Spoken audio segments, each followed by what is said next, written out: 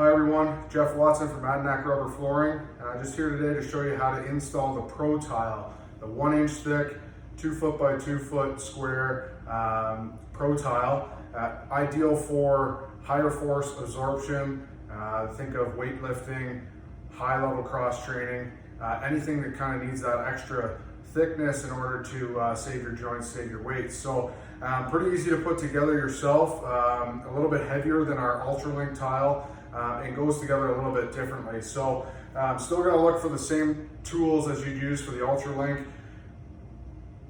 Okay, you're gonna need your square, your mallet, your tape measure, and your carpet knife or a saw if you need to make cuts that are a little bit more aggressive. So you're also gonna need dowels for this, so little plastic dowels that we sell along with the tiles.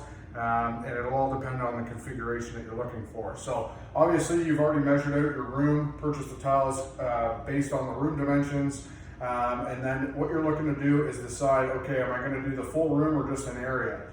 Some of the suggestions I've made to people are to create a platform idea, which we're not really going to go over today, but think of a mat that's maybe 8 by 8, 8 by 10, 8 by 6, that covers that high absorption rating for your weight drops, but it isn't the whole floor. So that's one option you can lay over top of other flooring. Or if you're going to do the whole room in Pro Tiles, same idea, you're going to put these together the same way.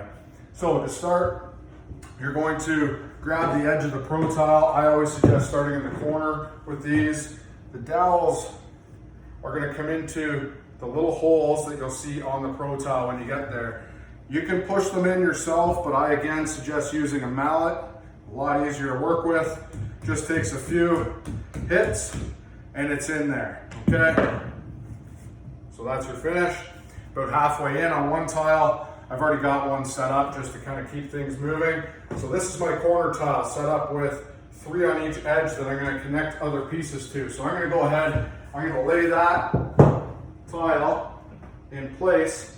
Then I'm going to bring my next tile in. Now for today's demonstration, I'm going to use 2 different color tiles, not something that you would normally do or normally see, but for what I'm setting up, I'm just going to do that. So I'm going to take that next tile, line it up with the holes, okay, line up each hole, okay, and then I'm going to take that mallet again because I'm going to save myself some time. I got a whole floor to do. I don't want to be stuck there trying to jam them in. So I'm going to take that mallet and I'm going to slowly just work this tile in towards the other one. Okay, so once you get those in nice and snug, just takes a little bit of adjustment at times. Once you're happy with that seam, should be nice and snug together, you can start to work on the next one. So that's where I would bring in a few more dowels, stick them in the ends, stick them in the ends of here, and then bring my next tile in, okay? Again, you're gonna wanna work out from either a corner or the border and make sure you got the right setup before you start to put the center pieces in.